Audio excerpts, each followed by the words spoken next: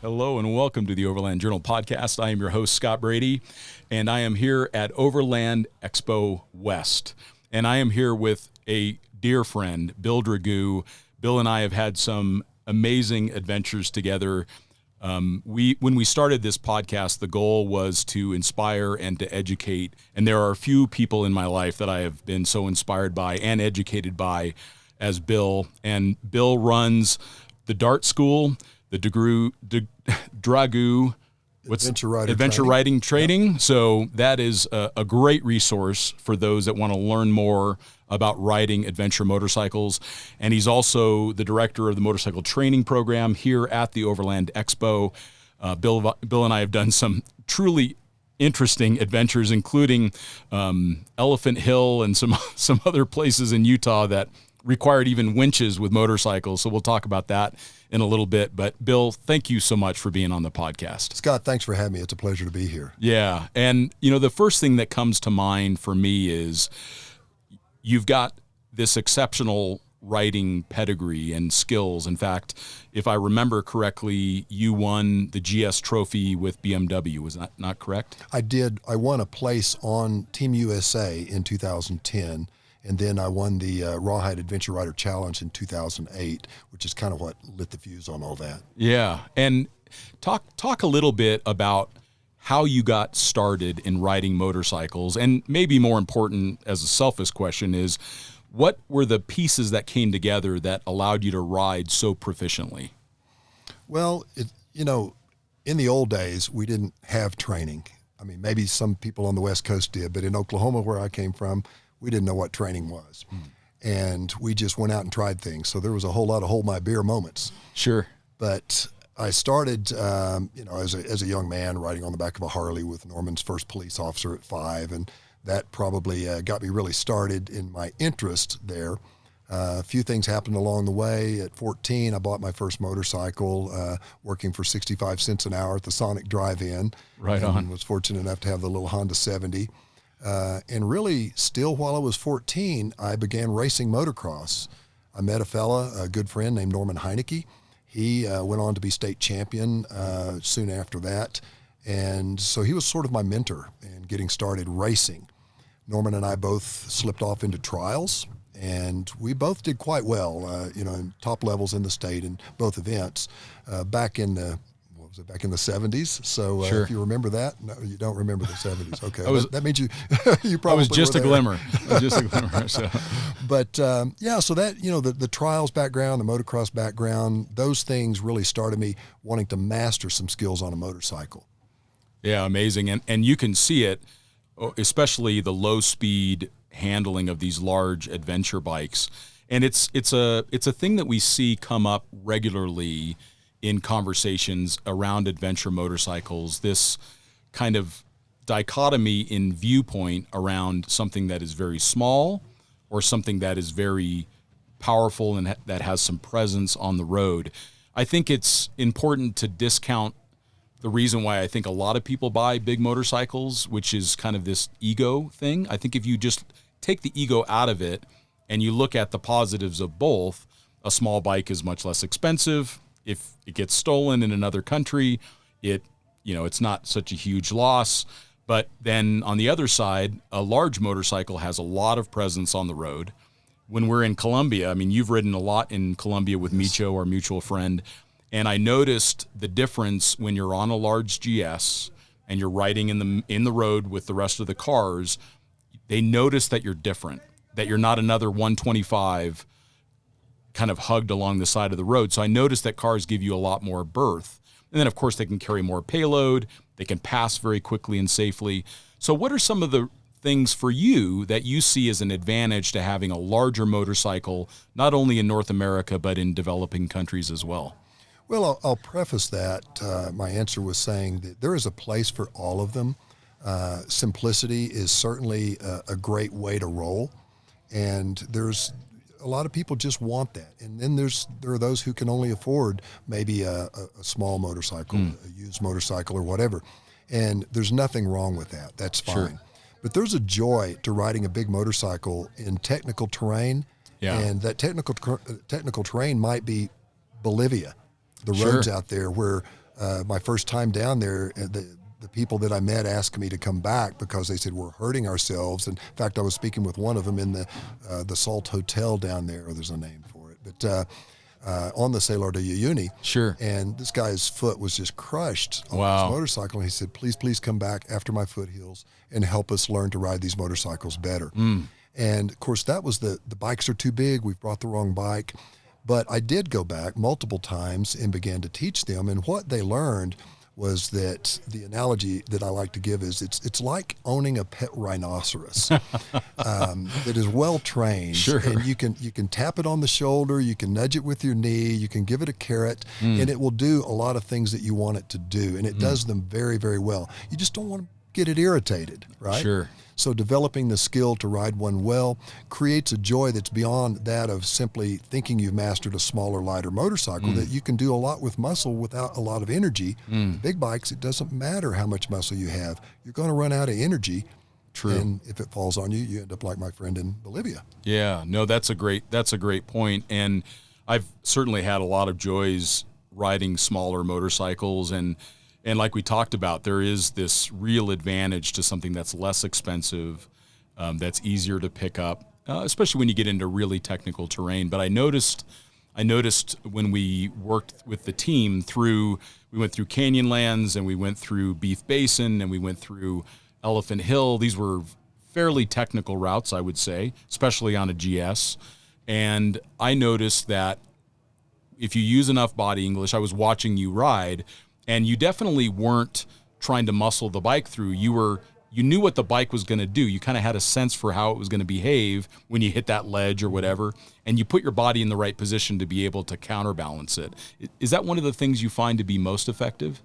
Yeah, the first thing that we teach is the triad, clutch, brake, throttle, and how to manage that. And then we begin to incorporate foot peg or peg weight steering, which is also called enduro steering. So the analogy that I would give there is like pushing your bicycle, not touching the handlebars, but leading it by the seat, making it turn right and left, going through certain terrain or on flat terrain or whatever. But because of the geometry of the bicycle, it goes where you ask it to simply by leaning. Sure. So with our feet and the peg weight steering, we're leaning it left, leaning it right to initiate turns. The more complex elements become counterweight steering, which we could talk more about if you want to. But when you begin to use the triad, clutch, brake, throttle, so we're putting the bike in tension, clutch, throttle against brake, then that bike becomes extraordinarily stable, and then we use a little bit of peg pressure one direction or the other, then it's stable within a turn, not just going straight. Yeah, I have noticed the effectiveness of that tension, especially using the rear brake and kind of dragging the rear brake a little bit under a little bit of clutch tension. That definitely makes a difference. But I remember when we were going through that trail, I felt like I was a Neanderthal trying to throw the GS through it, whereas you were like a gazelle when you were and of course you made a lot more of the obstacles than I did. But I think I was running out of brute strength is what the deal was. Well, Scott, you have omitted part of this, and maybe it's going to evolve throughout this conversation, but this was November, and there was a lot of snow and mud, and it was 27 degrees as I recall, and I think it continued to drop. Yeah. And finally our salvation was that the ground froze so that you didn't have to push my motorcycle out when I ran out of gazelleness. It was literally one of the most enjoyable trips I've ever been on because it was so difficult. I mean, it was such a physical exercise. And to see some of the people that we were with, they were just moments away from just not being able to do it anymore. Smoked. Totally smoked. One of my favorite moments in that trip was, and it's pitch dark, it's freezing cold, we're sweating. I mean, we're dripping in sweat. We know what's going to happen when we cool down. And I'm looking at our friends, and I said, Scott, we need to think about bivouacking up here. And I'm looking at the snow on the side of the mountain, trying to figure out how to carve a flat spot out to lay down. Sure. And we did have camping gear with us, fortunately. And you said, let's give it one more, like 45 minutes or something like that, and see if we can crest this pass.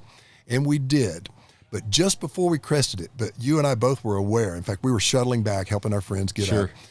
You looked at me, and you put your hand on my shoulder, and you said, man, I love this kind of stuff. And I said, me too. I mean, this is why we're here, it seems. Exactly. And we learn so much when we stretch ourselves a little bit. And maybe that's the thing that we can encourage the listener is, if you have a bike that you find to be a little bit big, or maybe something that you haven't quite had enough training to be able to operate in the ways that you want to, get out with a trainer and stretch yourself a little bit. Absolutely. Push yourself and that's the beautiful thing about going to training. And I remember that going through the Rawhide intermediate program and spending time with you and other great instructors is it gives you that little bit of confidence to try some stuff that you may be able to stick, that may now become muscle memory. Well, and, fear is one of the number one, I guess, failures or cause of failure, excuse me. And that fear is typically generated by lack of knowledge. And so you talked about confidence. So it's difficult to have someone say, just take that step. And that step looks like in the Indiana Jones movie, I don't remember which one, but he has to step down into the chasm. And they said, when you step down, then the ledge will appear. But right now it's not there. Well, that's a leap of faith. Well, it's hard to take that leap of faith initially. So fear is holding us back. But then knowledge replaces fear. So think about this. You're walking down a street in maybe someplace that's a little seedy, a little scary, and there's a dark alley. And from that alley, you hear these popping sounds, and these lights are flashing, and people are screaming. You're probably not going to turn down that alley to go see what's going on. Yeah, most likely not fireworks. Most likely not. But then these floodlights come on, and you see the entire scene. And there are teenagers running around. They're in one of these inflatable fun houses. They're having a ball. They are throwing fireworks. Now your paradigm completely changes because, oh wait, this isn't what I thought it was. So your knowledge of what those sounds and those flashes and those screams were about replaces your fear. Well, that same method works with knowledge of riding a big motorcycle in bad places. This is what we profess to do, is teach people to ride them in those places. That's right. So those skills begin to make you feel a little more confident at a lower level. Then on a very tall, steep ladder with closely spaced rungs, you begin to get more confidence, and eventually you're not looking down anymore. Yeah, and it is true. I think it applies to all travel, is that the only way to gain confidence is through experience, and the only way to get experience is to start, is to try. Whatever version that is, whatever that easiest first step is, that definitely seems to make a big difference in, like you said, building towards that knowledge base that makes us feel confident as riders. And I do remember that night, it was almost dark, and there was sounds of metal crashing into rock and screaming, if I remember correctly. One of our poor fellow travelers there, when he ran his GS into the side of the cliff. Yeah, I think the front brake stopped working at about that point. He broke his front brake. His clutch began to slip. It was an older GS, an older not an airhead, it was an oil head, but still with a dry clutch. Began to slip, and he was very fatigued. Plus, he was handling. I mean, to his credit, he was handling a bike that was probably 75 pounds heavier than ours was. It's the heaviest bike that they've made, I think. Yeah, and so he was dealing with that, and that's when the winch came out. Yeah, you were ready to unload the Tacoma, and we had a vehicle with some gear in it. That's right. And you were saying, hey, we got to stash all this gear behind these rocks, and we got to get this guy and this motorcycle out. And I'm like, hey, Scott, I got a winch. And you're like, that little thing? It worked. It totally worked. That was Warren XT17, man. It did the job. That was very fun to see. That was really a cool moment when we finally got to the top. And then I have no idea how we got down to the bottom of Elephant Hill. I think it was because we couldn't see. We had no idea what we were actually going over. So that moment of ignorance was bliss. Well, you and I both had to ride back down the hard way first and then back up. Yeah. And I had the little headlamp on, and it didn't have my helmet on because I needed the headlamp to see where I was actually looking. Yes. But I had to go back again and then winch Stephen up. Yep. 2 sections of that switchback going up. That was unbelievable. And you were just going back and forth and back and forth. I was pretty stoked. You were. When we got to that pizza place, I mean. Oh, that was the best pizza I've ever had in my life. In my entire life. Absolutely. Now, tell us a little, start to fill in some of the color of your life, because if I remember correctly, you have you been a pilot as well? Yes. And you also worked with vehicles at a dealership as well. And I mean, tell us a little bit about what made the adventure of Bill Dragoo? I mean, what are some of the things that you've done in your life that you think were the critical ingredients towards being the adventurer that you are now? Besides marrying Susan? Well, that was a good choice. Well, so yes, I worked professionally as both a motorcycle mechanic, a automobile mechanic, and an aircraft mechanic. And actually, aircraft mechanic was first professionally. So during high school, I went to our tech school had an aircraft mechanics program, and I took half of my A&P training there. And then as soon as I graduated, I went to Spartan School of Aeronautics in Tulsa. Pardon me. And I finished my A&P. And during that time, I began to fly. So one of my fellow students at the A&P school was a flight instructor. Neil Smiley was 1 year older than I was, but vastly more knowledgeable. He could actually fly an airplane. Wow. So I started flying with him. And our very first lesson, he taught me to loop, roll, and spin a Cessna 150, or at least he demonstrated how to do it. And on That's a small aircraft, a very underpowered small aircraft. Yeah, 100 horse. Was it even 100? It was a little Continental motor in it, but yeah, it was 150. It was probably 100. But and I remember on my first solo flight, which was 8 hours into my flying. There have been those who have soloed in less, but it was a pretty short time. I did, wait for it, a loop, a roll, and a spin. During your solo? In my first solo flight. No. I did. And I can't imagine that. I shouldn't have done that. I shouldn't have done that. I split-assed out of the roll, and I saw a red line on the airspeed indicator. But you know what? That thrill just, I couldn't wait for the next time. And I realized the wings didn't come off, and I remember thinking, okay, I know if I pull too hard, they will, so I won't, and I have plenty of altitude not to. The airspeed I was worried about. Didn't know how long the windscreen would stay in the airplane. Sure. But after I did that, I just thought, I've got to do this better.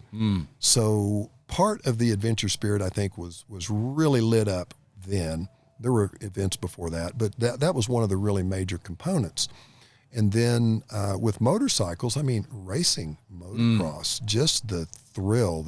And I won a lot. I was very fortunate. I think we didn't have much competition there in Oklahoma. But I did do well with that. And here again, it was that it was a bit in your teeth kind of feeling that I couldn't let go of. I had to win. I had to be the one in the front for that. So competition with both myself and against others was a big part of the early days. And I think that formed a lot of my spirit. And do you find that you are more competitive with yourself, or are you more competitive with others? Boy, that's a really good question. I used to be more hard on myself whenever I didn't do well, but I'm going to disclose this in public right now. Something happened to me last month that I was hoping would never happen. And I have won about every slow race that I've ever done. So that's it's a good competition for somebody my age, not a fast race, but a slow race. And it requires a lot of skill. My son is getting very close. A couple of my instructors are just nipping at my heels, but nobody's really out and out beat me yet. Well, Justin Kleider. He was a GS Trophy competitor. He had applied for the GS Trophy. An outstanding rider. He worked for Harley-Davidson now, demonstrating the Pan Americas. And in fact, I think he's here at Overland Expo. Beat me by 6 inches last month. I challenged him to that, and I will probably live that down eventually. For sure. But I was so happy for him. And that is a change in me from when I was younger. I would have been very unhappy. In fact, I would have challenged him to best 2 out of 3. And I wasn't going to do that because I was happy that Justin won. Sure. And we both had a good run, and it was a lot of fun. And that's what it's about now more for me, is seeing someone else succeed. Usually not when they've beaten me to do it, but if that's the way it's got to roll, then I'm good with that. Yeah. So I love seeing people succeed, and I think that's one of the things that has really also formed who I am as an instructor. Yeah. That is honestly more than the financial aspect of it. I mean, unfortunately, we have to be paid for what we do, but one of the reasons that we're the cheapest out there is because of that very reason. We just want to see people do well. Well, and I can certainly see that in even the way that you worked with all of us on that trip. You were just very open with your knowledge and so encouraging, and I can see that in you as an instructor as well. Another question that for me comes to mind is when you look at the fact that you've done the motorcycle racing, that you worked on aircraft and you worked on vehicles. When you look at that chapter of your life, what were some of the things that you felt were the most important lessons that you learned during that point of competition and rapid gaining and knowledge? What were some of the more important lessons for not only you personally, but for travel in general? Well, I can't think of any specific things that have been like a great moment of awareness that the light has come on. As far as a lesson, I mean, there are a lot of lessons per se that come along. Don't go so fast. Don't be so overconfident. Practice before you go out and actually try to win a competition. Some of those things I think are instrumental in being successful, in doing well. But then when you translate that to, say, going somewhere, off like what you and I did in the Traverse, the Utah Traverse, you need to be prepared for those things. You can't just go out there willy-nilly and try to make it happen. Yeah. So go out there with your equipment and yourself prepared to succeed. And we can break that down some if you'd like. Yeah, so true. And that was one of the real benefits that we had with having Sinway there, being the one that created the Utah Traverse. We had his knowledge of where to go. We had a lot of time making sure that we had the right equipment. We had great motorcycles, all in good condition, except for one. But we had good equipment along with us. I think that was very helpful as well. The one thing that we didn't anticipate was the weather, and that can certainly change. And I know that was one of the lessons for me from that trip was we have to always respect the weather. It's easy to feel that we've got this amazing gear, we've got these amazing people that we're with, but we always hear about the cascade of events where one small thing goes wrong, which leads to another small thing going wrong, which leads to people fatigued and making poor choices, and then injuries and other things can come after that. And I think that for me, that was the one big takeaway from that trip, was that we got right up to that edge. We did. And I think it would have been good to have a couple more moments of, let's make sure we're doing the right plan, that we're not just pushing ourselves deeper into the abyss. And we were very lucky at the end of it that it all turned out the way that it did. But that was a tough one. We were in the weather for sure. I have definitely been on trips that where I was much less prepared than that. So as you said, we had food, we had decent gear. The fact that we got sweaty was a little bit of a challenge, concerning thing. Because I remember when we did finally settle in and we began to, wasn't it above Bobby's Hole? Right. And we set up camp and all. I remember being so cold, and got my tent set up. You were over there, you and Stephen, I think, and Stephen was making that coffee, or was that the next morning? I'll let you describe that coffee. That was funny. But everybody's just eagerly waiting for this, and he's trying to squeeze it through like plastic, impermeable plastic. It didn't work. But we're all just dying for the coffee. We were. I'm sure that was the next morning. But so it as an MSF instructor also, a Motorcycle Safety Foundation, one of the things that we talk about is the accident chain. And each link of that chain has a name, and it might be weather, it might be glare, of sun, it might be road conditions, maybe grass from mowing or from dew, it's slippery. It might be fatigue, it might be an illness, it might be anger, it might be the condition of our motorcycle, the tires, the brakes, even the suspension.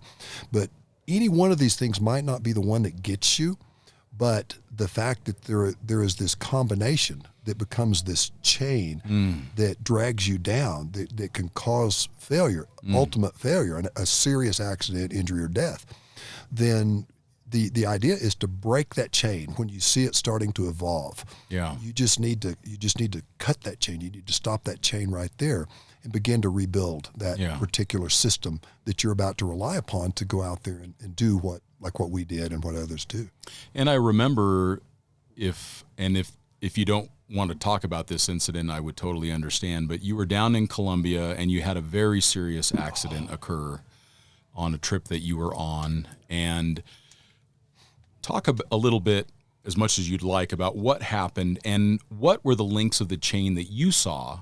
So for someone that's getting ready to travel internationally on a large adventure bike, and like, what were the links in the chain that you saw that led to that?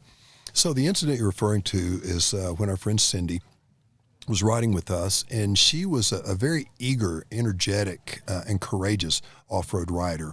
And there were maybe a dozen of us all total on this trip of mixed skills. She was the lowest of the skill level there on that trip, as I recall that time.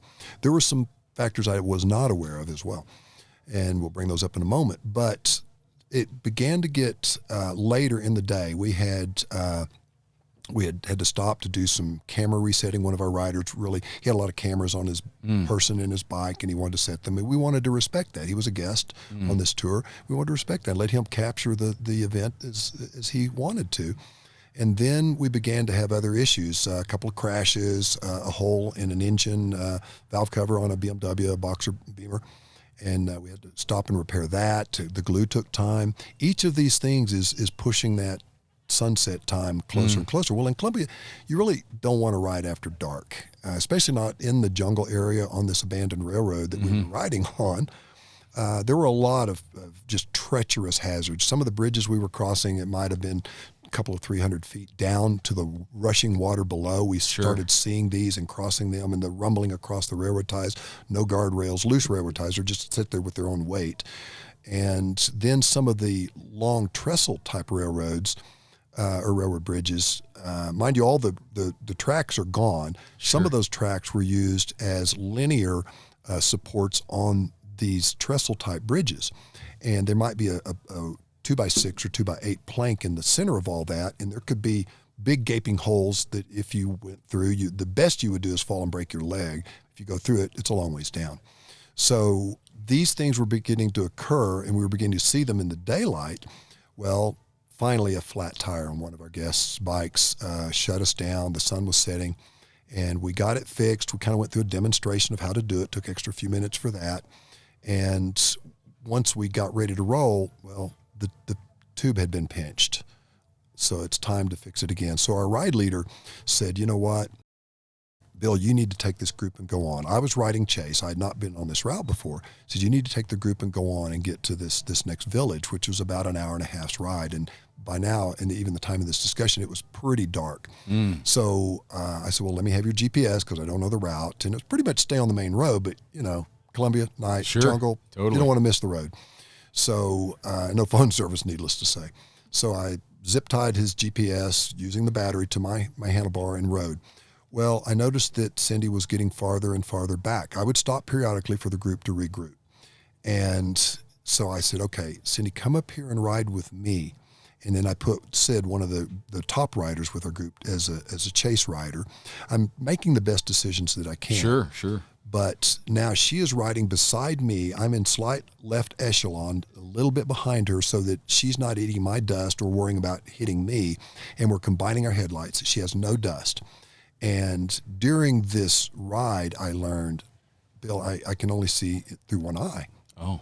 I thought, great, she has no peripheral vision either. So this is the best we can do to try and mitigate the circumstance. Sure. And we came to one of those tall trestle railroad bridges. You can picture it, the great big tall steel work and all rusty. It certainly wouldn't hold up a train anymore, but it would hold up motorcycles.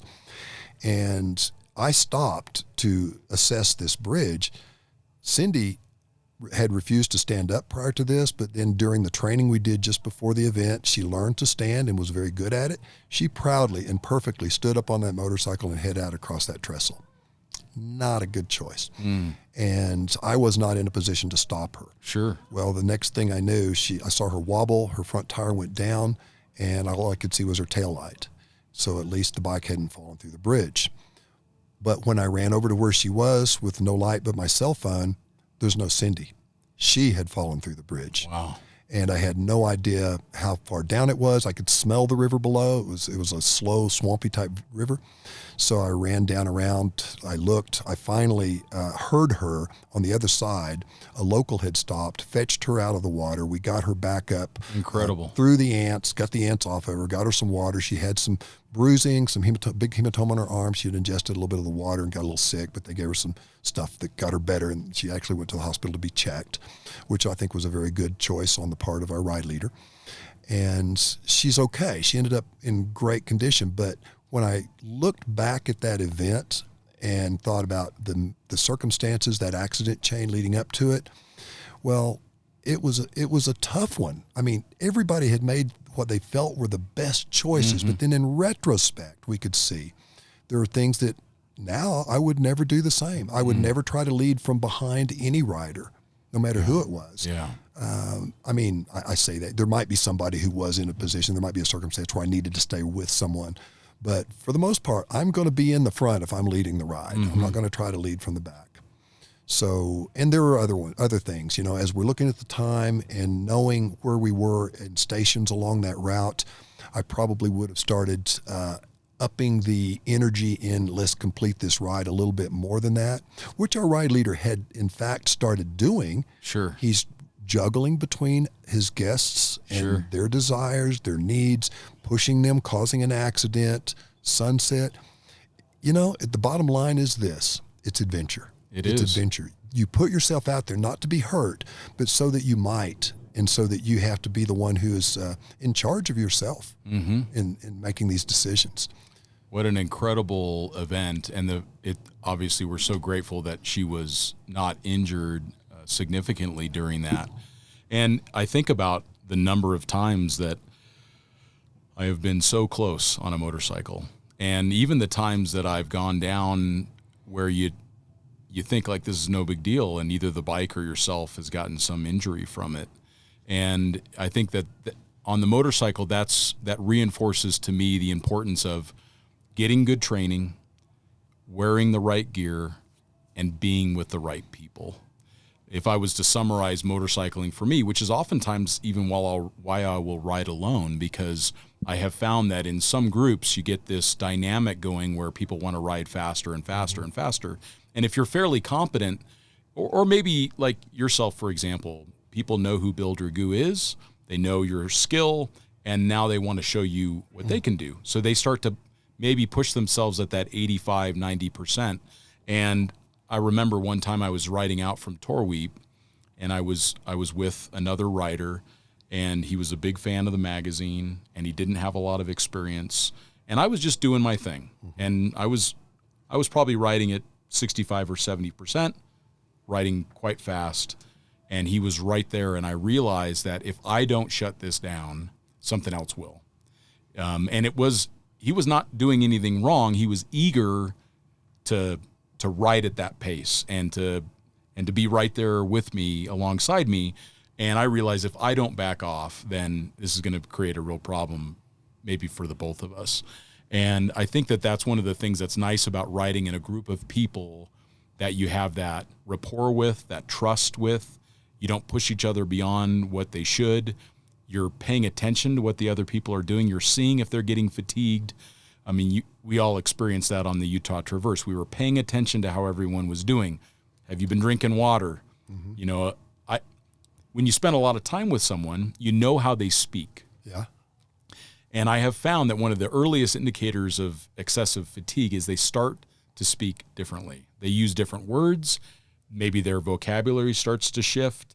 They express themselves in a different way, and you can see this is the start of them being affected by dehydration, or they're getting overheated, or they're getting over fatigued. What are some of the other things that you've noticed in leading so many groups that you find is a great indication of how someone is doing? Well, attitude. We profess that there are 4 cornerstones to successful adventure riding: balance, control, judgment, and attitude. So the first 2, balance and control, are more kinesthetic. They're what we do with our bodies. The balance, our innate ability to stand upright on 2 feet. Control, in this case, it's the ability to use the controls of the motorcycle to maintain our balance. Sure. Judgment, Should we go? Should we go around? Should we stay? Should I go back? Should I have ever ridden with this guy in the first place?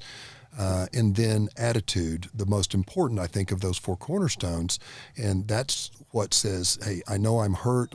My bike is damaged, and but I'm dragging everybody down by kicking sand here. Or you put a hand on that guy's shoulder who has dented his tank and broken his wrist, and you said, hey, I know that this is really a bad day for you, but we're going to get you home. We're going to get your bike home, and you're going to have some great stories to tell when we get there. Exactly. So those are the four cornerstones, any one of which can get you through when one or more of the others fail. When you see balance fading away, you see judgment going away, someone wants to peel off the trail and take this extraordinary, steep hill or sketchy trail or something, or they're so that balance and control, maybe they're just not riding well as they had been before. Or you see that downward spiral of attitude.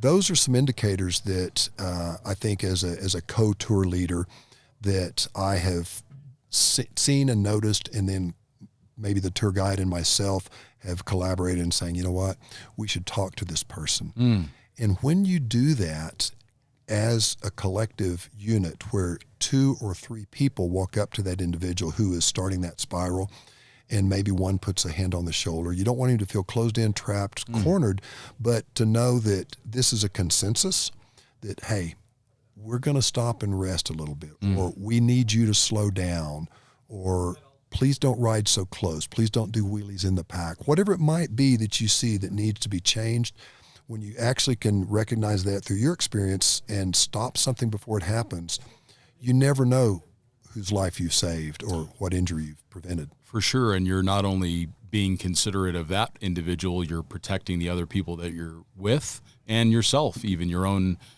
reputation, business, health, safety, all of those other things. So before we pivot to the four-wheel drive stuff, because you have a lot of history and interesting stuff to talk about on the four-wheel drive side as well, when it comes to an adventure motorcycle, what would you say is the top 3 or 4 modifications or things that you bring on your bike that you just wouldn't want to leave without?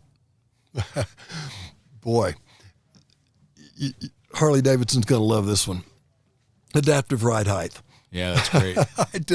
I did a story for a magazine just 4 or 5 weeks ago, and in Michigan, using the Pan America, and that's not a modification, that's a factory option that you have on that bike. But it was so cool. I used to want to push a button so that I could stop riding my Honda 70 and I would be riding a Triumph 650 Bonneville. This is back in the early 70s, late 60s, early 70s.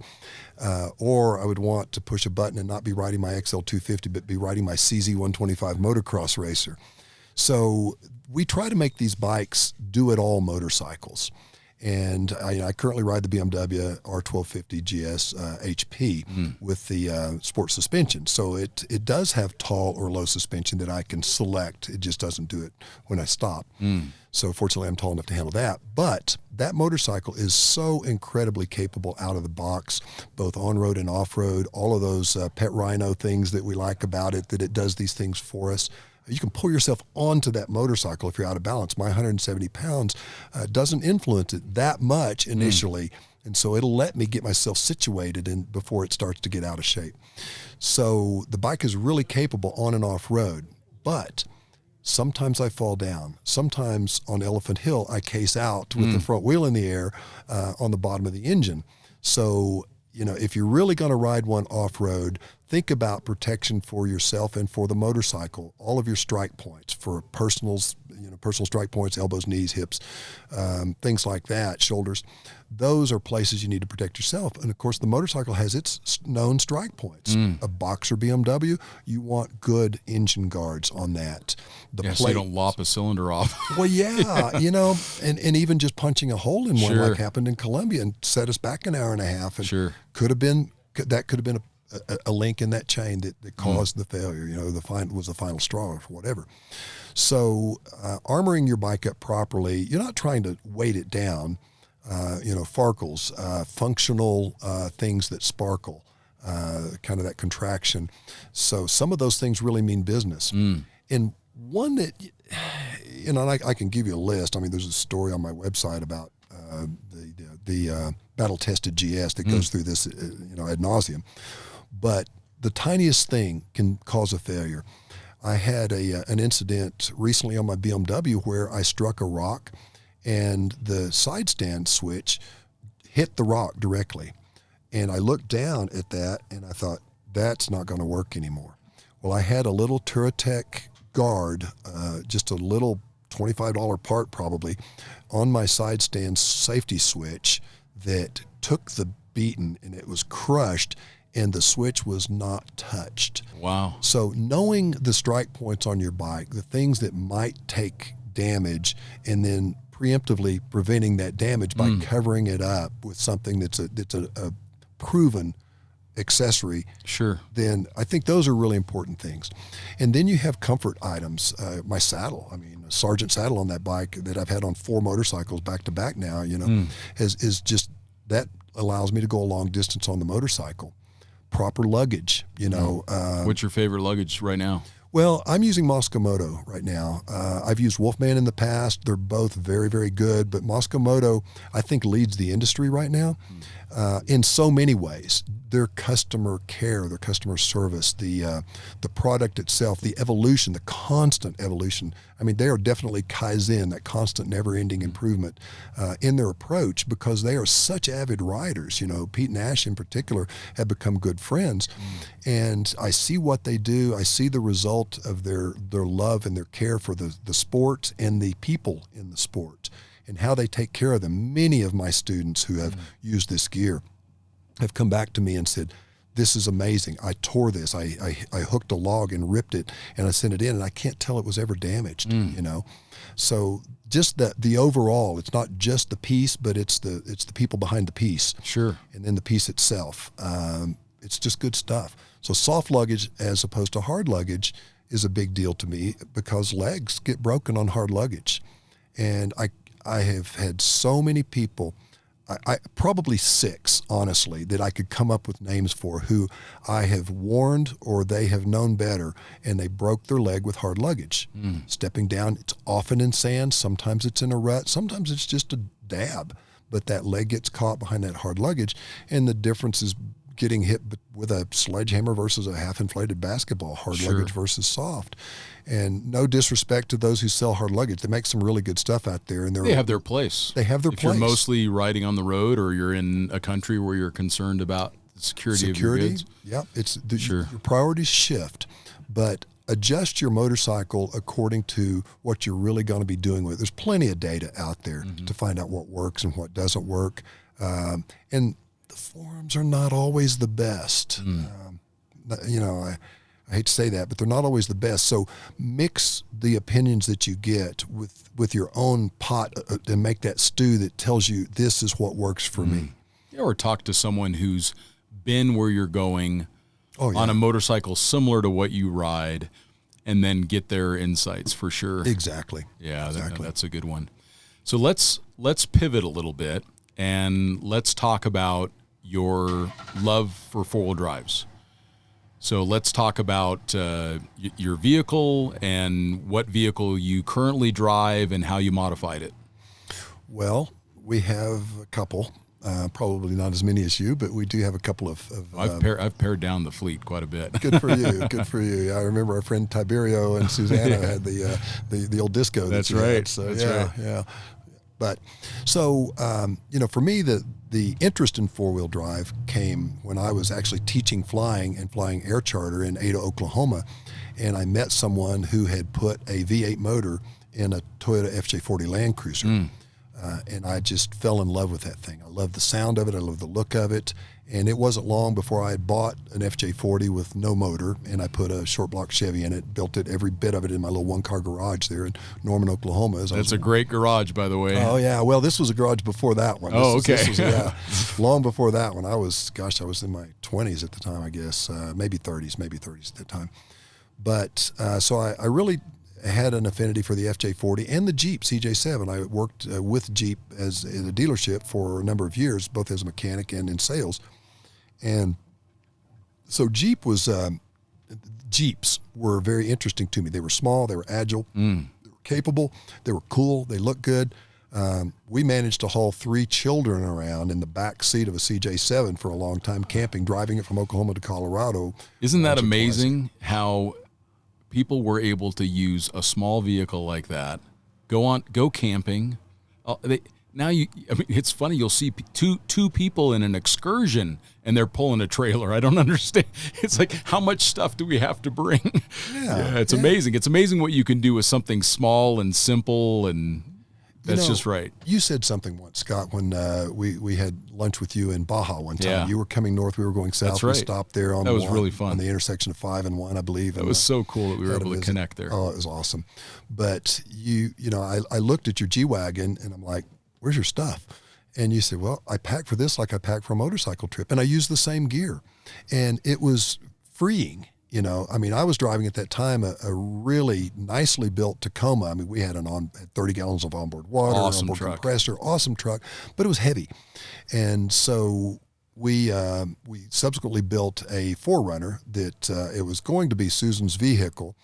And then whenever she had to swing out a tire carrier with 5 gallons of water and 5 gallons of fuel on it and had to lift it to get the thing completely shut, it wasn't exactly what she wanted to haul the grandkids around in anymore. Sure. So, but it became an amazing overlanding vehicle for us. It was built significantly lighter, it wasn't more nimble, but it was still very nimble, a bit more economical from a fuel mileage perspective, and it held stuff inside where it couldn't get as dusty. So we really have moved to that as kind of a favorite, and we've used it both with a rooftop tent. We've got a really nice Easy On, rooftop tent, and also Oz tent. Sure. The quick up tent. Sure. So depending on our circumstance, we'll use one or the other, and sometimes we'll just throw a backpacking tent in there for quick setups.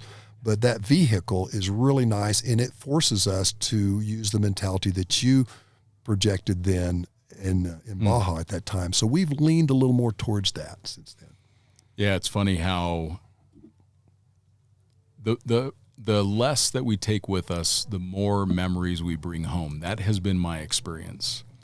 And it's funny, the more gadgets and systems, it just seems like that they just consume our time, that we're on an app trying to figure out what the temperature of the fridge is instead of looking at the sunset.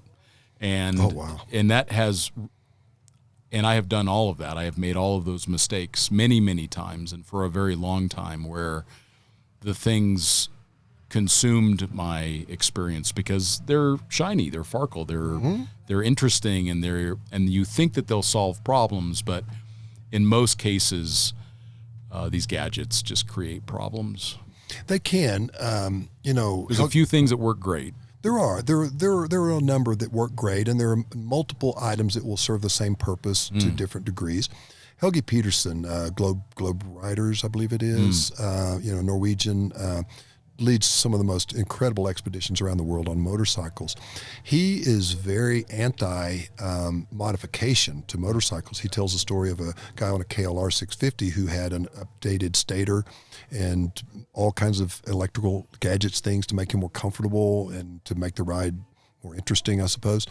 And it did. Pretty much everything failed on that bike, and Helge began to make some really strong rules about how you could prepare your bike for a trip. And less modifications was a big aspect. So in overlanding, probably my favorite overlanding vehicle that we own right now is our 1976 FJ40.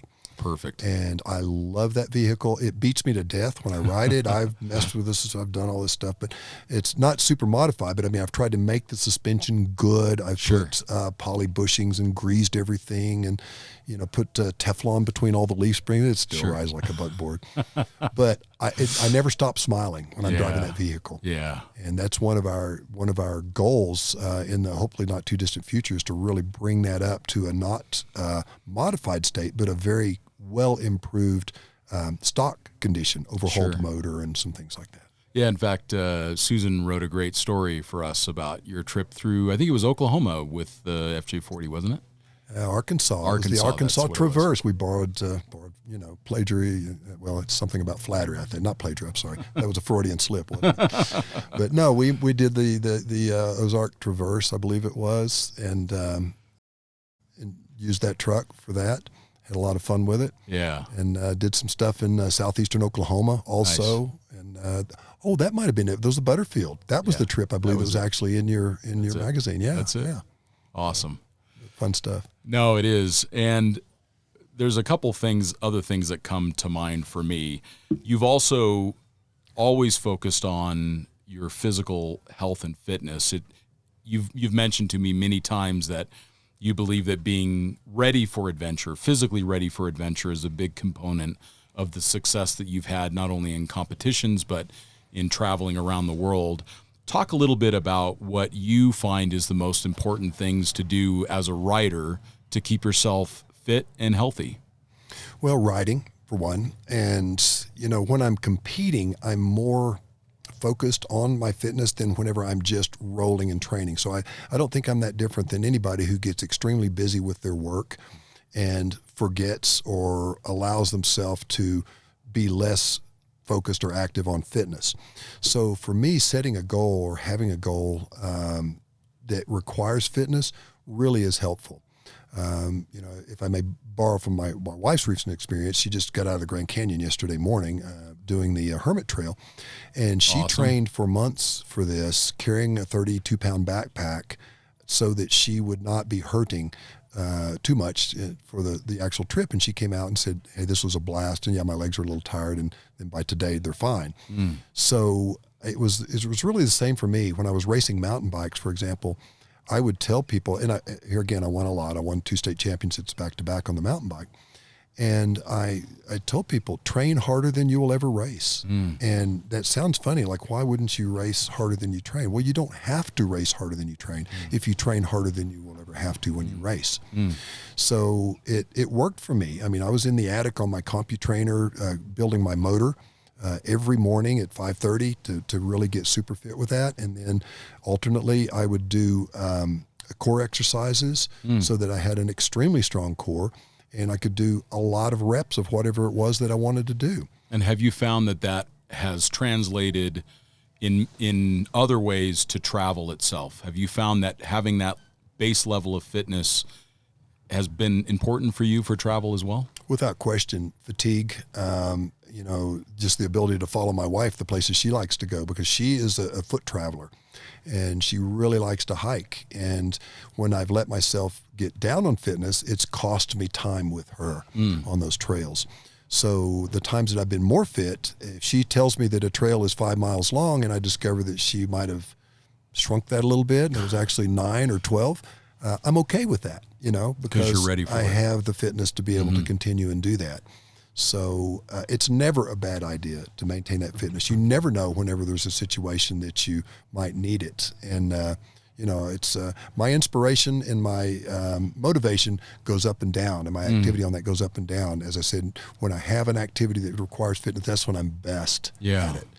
Well, and I've heard when people talk about you and your writing, that has come up many times. They'll mention how fit you are, and I believe that it's an interesting thing to consider if you're going to try to move around a 600-pound motorcycle for a day. If you've got this really strong core and this great base of fitness, even if you're a great rider, if you're not fit, it's just going to be a lot more difficult, and the chances of maybe one of those links in the chain coming to bite you, I think, is a factor. Without question. Fitness extends your riding time, both in minutes, hours, days, and years. So that helps a lot. Skill extends your riding time, and the skill actually causes you to need less fitness, but it doesn't cause you to not need to be fit. Sure. So because you'll find yourself getting fatigued and then starting to see some of those failures within the balance, control, judgment, and attitude area. Sure, that makes sense. Even though you're a skilled rider, you can still get tired. You can still get heat fatigue. It may not just be physical fatigue, but it's just the heat. Yeah. Just the ability to perform. I do a lot of teaching. So I am out there talking and standing on my feet and helping pick up motorcycles. And that alone there is some element of fitness to that. It's not enough. But it is something, and it keeps me going. And also it's a routine that I'm familiar with. So when you put yourself into a situation that you might not be familiar, you better have some reserve somewhere. Yeah, a little bit in the tank. Exactly. One of the questions that I do like to ask is if there is a book or a few books that you have read that you found were inspiring for you or have helped shape the course of your life, or if there's podcasts that you've been listening to that you really enjoy, or any other resources that you'd like to recommend. Well, there are a few. From an entertainment perspective, Jack Rape has written 3 books on the motorcycle rider's diet, I believe it is, and conversations with a motorcycle. And he can be a little crass, but he is funny. Oh, good. And he is very experienced as an on-road rider. So from just a pure fun to read and also something you can relate to because, he's around my age and he rode back when, street bikes, the fast ones were green and, 750 Kawasaki and, the smell of 2-stroke oil and the gas and all. So he's a fun one to read. Peter Egan in Leanings and Leanings 2. Peter Egan wrote a column for Cycle World for a number of years. Famous guy. Yeah, and I aspired to write like him. I mean, I love his writing, and I wanted to be the kind of writer that he is. And so I practiced his art as much as I could. I learned as much as I could from him. So his books were both inspirational from a perspective of a writer, but also as a motorcyclist. He can bring you to that moment of joy of just sitting and looking at a motorcycle popping open. For him, it's always a Guinness, not my favorite beer, but and staring at it, the GCF and all, which I've borrowed from that even for some of my writings before. Sorry, Pete. But so he's a very good and inspirational writer. But going back to some of the early books that I read that kind of set me on this adventure path, Desert Solitaire by Ed Abbey. He was a bit of a maverick, of a radical. He did not want paved roads going to any place that anybody could hike to. And I think that there needs to be a balance in there. I think we have overdone that in some ways significantly. And in some ways, we've done good things for people who did not have the ability to access our lands. For sure. So I understand both sides of that coin. But Ed Abbey and just the way that he writes in the book Desert Solitaire was... it put me there, and it made me want to be there more. So, he also wrote The Monkey Wrench Gang and a couple of other books that were interesting. Don't follow his advice in The Monkey Wrench Gang. You don't need to tear up equipment that's building roads. It's not, you don't have to do that. It doesn't work. It just gets you in jail. Yeah. But so those are some that I think have been very interesting to me. Yeah. Oh, that's great advice. And then one of the other things that I like to ask, and again, with you having been such an inspiration to me, if someone was sitting across the table from you at a little cafe in Baja, and they said, Bill, what you do is so cool. What advice would you give that person that was just getting into travel by motorcycle or by 4-wheel drive? What would be those few words of wisdom that you would give someone that was just about to start that journey? Don't wait to start your journey. Don't wait to have all of the whatever it is, fill in the blank that you need to do it. We see so many people who are waiting to build the perfect rig or the perfect machine before they will go, or they need to have a certain amount of money to do it. My good friends Eva Rupert and Sterling Noreen, they sing the same. They sing the same song, and it's I'm not copying them on that. That's something I've always felt. Run what you brung. John Penton, the founder of KTM, really. I mean, here in the United States, he really started with some of the bikes that became KTM. And he would ride his 175cc NSU to races long distances away, peel the lights off of him, race, win, and put the lights back on and ride it home. He didn't wait till he had the perfect machine that now we feel like we have to do it. But you need to stay within your scope as well. Stretch yourself, but stay within your scope. Yeah. Think of Lois Price in her book, Lois on the Loose, and riding story. from the Arctic Circle to Tierra del Fuego, the tip of South America. And she calls herself this pasty-faced Brit. Yeah. She's just this gorgeous, cute, whatever, fun, funny, energetic, and very intelligent well-spoken British redhead that climbed on an XT225 Yamaha and rode that distance from the north to the south as far as you could go from each end, and made a lark of it in that book. Yeah, she's my hero. Oh, I've decided. I'm telling you. Yeah. But she did things that, people would say, oh, you shouldn't do that because you're a female, or you don't have the knowledge or the skills, or you don't know how to fix your motorcycle. And, she learned things that, on the road. Yeah. And you would think, well, what about in South America when you need a chain or a tire? Well, you know what? They have motorcycles down there too, and they also have mail service. They do.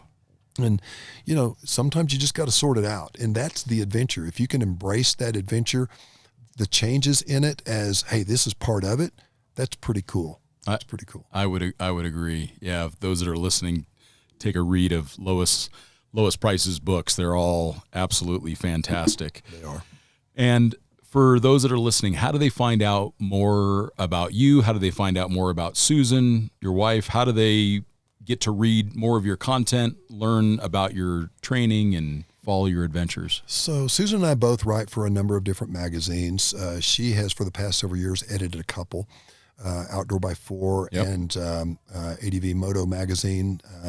So now she's writing a book of her own, but she has a website, susandragoo.com, real simple, SUSAN Dragoo, DRAGOO.com. And she has a lot of publications on there. Her work is much more diverse than mine. As a historian, a foot traveler, and all that she is, some very interesting content there, and then some truck content as well. And then mine is billdragoo.com, so it's very simple to find as well. And there's an area called publications on mine. And, I still do a regular column for Ride Texas magazine. That is, most of those, I think, are on my website, Dart Tips.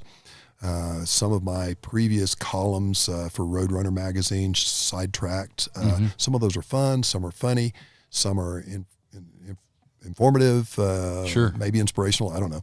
Totally. But there are the short versions, and then there's some longer versions there also. Certainly Overland Journal, it's a little harder to get to some of those, but there's some good stories that you and I have done together for sure on some really cool trips. But yeah, my website and hers, susandragoo.com or billdragoo.com, you can find more about us there. And also with what we do with DART, Adventure Rider Training, it's on my website. Well, thank you so much, Bill, for your time. And for those that are listening, and if you love motorcycles and you want to go see the world by motorcycle, I could not recommend highly enough the idea of getting training before you go. Build that knowledge like we talked about, and that time in the saddle so that you have confidence when you go into the unknown. And thank you all for listening, and we will talk to you next time. Thanks.